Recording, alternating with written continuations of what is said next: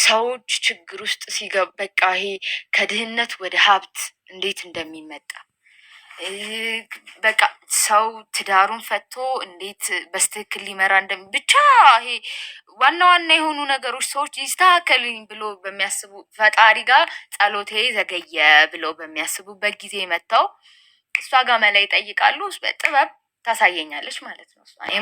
ምን ራሱ እንደምኖር ምንም የማውቀው ነገር ራሱ የለም። እና አሁን በቃ እንደምታየኝ ስትገባ ራሱ ለመከላከል እንደሞከርኩት እንዳልመስል እኔ በጣም ደካማ ሰው ነኝ። በጣም መኖር አስጠልቶኛል። በቃ የመኖር ትርጉሙ ራሱ ጥፍት እስኪለኝ ድረስ ነው። እና እንደምታውቀው ነው ሁሉም ነገር በቃ ለምሳሌ ነው የምኖረው፣ ለምሳሌ ነው ማስመስለው ሁሉ ነገር በቃ ለምሳሌ ጠንካራ ነኝ እላለሁ። ግን ምንም ቀን በቀን ራሴን ለማጥፋት ማላረጋቸው ነገሮች የሉም፣ አይሳኩም። ፈጣሪም አይፈልገኝም መሰለኝ።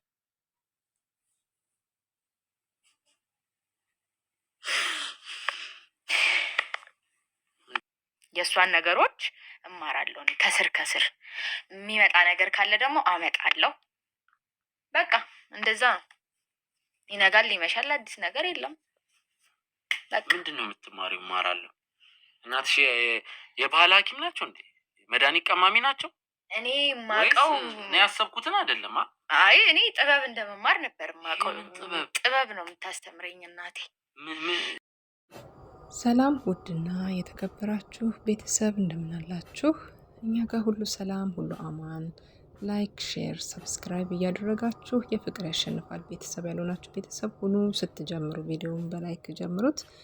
ውድና የተከበራችሁ ቤተሰቦቻችን እንግዲህ በዚህ ሳምንት ላይ የምናያቸው በጣም አዳዲስ መረጃዎች አሉ። ከነዚህ መረጃዎች ውስጥ ደግሞ አንዱ ምንድን ነው?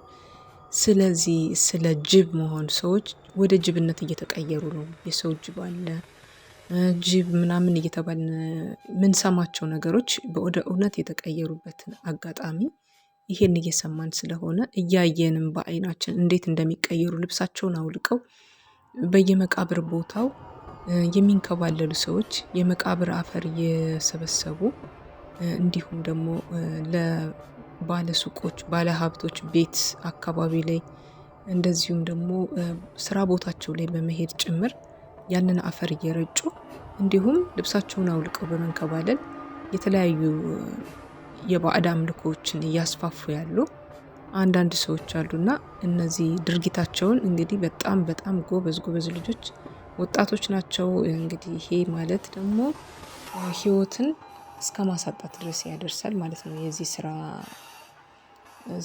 ያኔ ተባባሪ እስካልሆኑ ድረስ ይሄንን ስራ እንደሚያጋልጡባቸው፣ ይሄን መረጃ እንደሚያወጡባቸው ሲያውቁ በእነዚህ ጋዜጠኞች ወይም ደግሞ በእነዚህ ልጆች ላይ የዩቲዩበሮች ላይ የሚያደርሱባቸው ከፍተኛ የሆነ ጥቃት አይቻለሁ።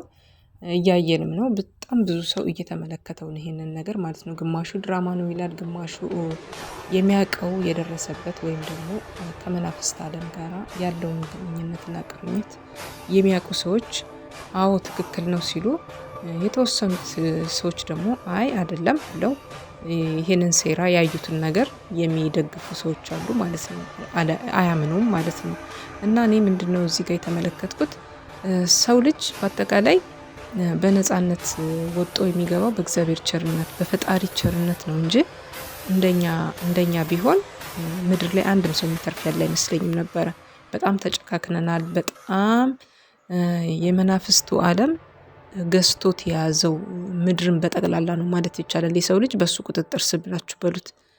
ሰው ሆኖ ያንን ጅብ ሆኖ ሲቀየር በአራት እግሩ ተንበርክኮ ሲሄድ ማየት፣ በእጁም በእግሩም ተንበርክኮ እልም ያለ ጫካ ላይ 8 ሰዓት ከቀኑ ቀትር ላይ 8 ሰዓት ላይ ነው የሚወጡት። እንዲሁም ደግሞ የተለያዩ ድምጾችን እያወጡ እንደ ጅብ ማጫው፣ ያልተገባ ሀብትን መሰብሰብ የስልብና መንፈስ ማለት ነው።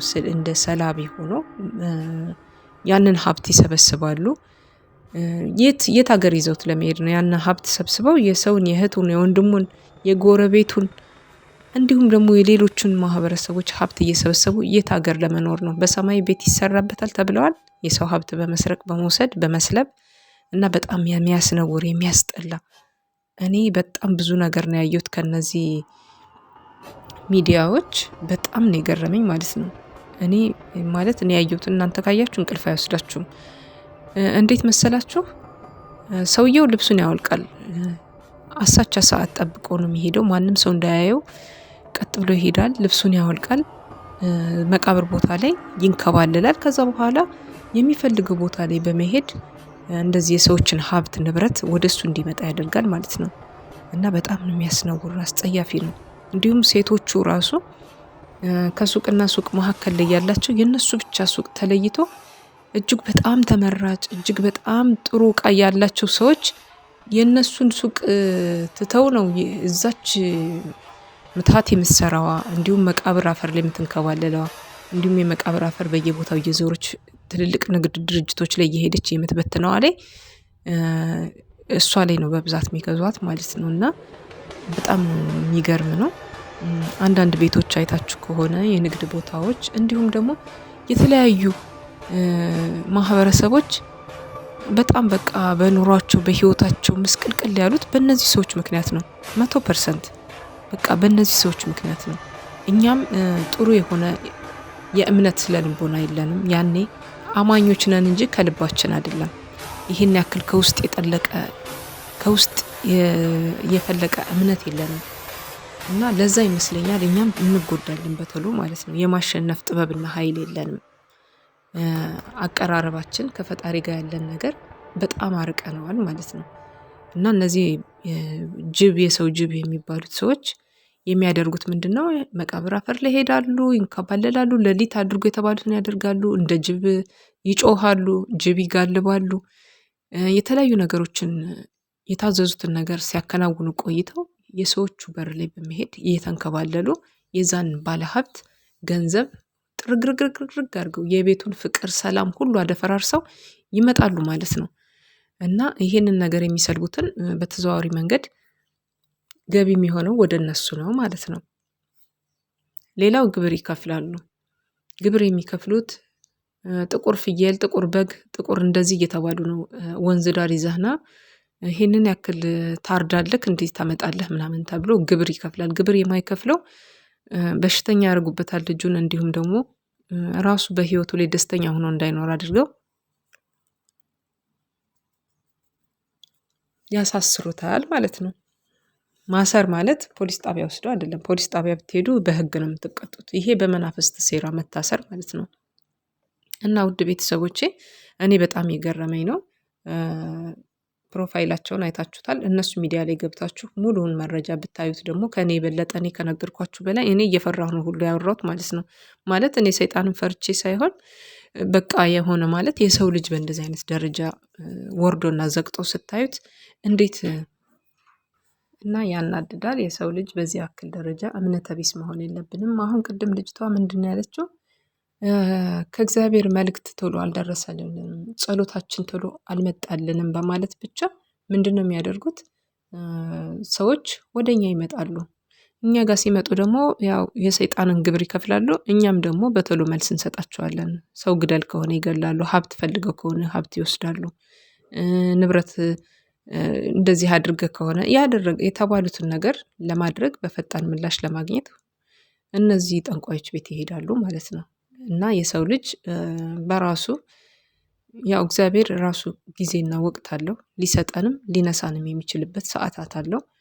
በእርግጥ እግዚአብሔር አይነሳንም እኛን፣ ሰይጣን ነው የሚያሳጣን ብዙ ነገሮችን ማለት ነው። እና የእኛ ችኮላ ደግሞ ወዴት እያመራ ወዴት እየወሰደን እንደሆነ የምንማርበት ነው።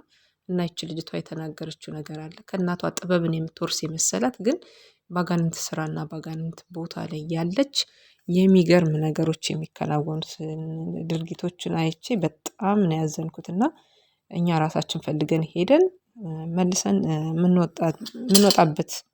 የምንወጣበትን መንገድ ያጣን በጣም ብዙ ሰዎች ስላለን ከዚህ ድርጊታችን ብንታቀብ ልጆቻችን በስነ ምግባር በፈጣሪ ቤት አስባርከን ብናሳድጋቸው የተሻለ አማራጭ ነው ብዬ ነው የምላችሁ። ውድ እህቶቼ፣ ወንድሞቼ፣ መላው ቤተሰቦቼ ስለተከታተላችሁኝ አመሰግናለሁ። እናንተም ደግሞ እነ ጎጆ ሚዲያ ላይ ገብታችሁ ብትመለከቱ የበለጠ ብዙ ትምህርቶችን ትወስዳላችሁ። ሰው ምን ያህል ጅብ እንደሆነ የሰው ጅብ አለ ሲባል የሰማነው እውነተኛ ጅቦችን እያየናቸው ነው ማለት ነው። ሰው ተንበርክኮ እንዲህ በጉልበቱ እየሄደ ጅብነት ከተቀየረ በቃ ትክክል ነው። የሰው ጅብ ነው። ቀን ሰው ይሆናል፣ ማታ ላይ ጅብ ይሆናል። ተመልሶ አንድ አይነት ያው እና ከእንደዚህ ፈጣሪ ጠብቀን የምንወልዳቸውን ልጆች በፈጣሪ ቃል እያነጽን እናሳድግ። ብዙ ነገሮችን ችሎ የሚያድግ ልጅ መሆን አለበት እንጂ ችኩልነት የሚጥለው ለምን ዛሬ አልተደረገልኝም ብሎ የሚወድቅ ልጅ መሆን የለበትም። ፈጣሪ ሰላም ያደርግልን ሀገራችንን፣ ህዝባችንንም ካለንበት ችግር፣ መከራ፣ ስቃይ ሁሉ በቃችሁ ይበለን። ባላችሁበት ሰላማችሁ ብዝት ይበል። ላይክ፣ ሼር፣ ሰብስክራይብ ያደረጋችሁ ቤተሰብ ሁኑ እንላለን። ከተመቻችሁ እንግዲህ ኮሜንት ላይ ቁጭ ቁጭ ታደርጋላችሁ ማለት ነው።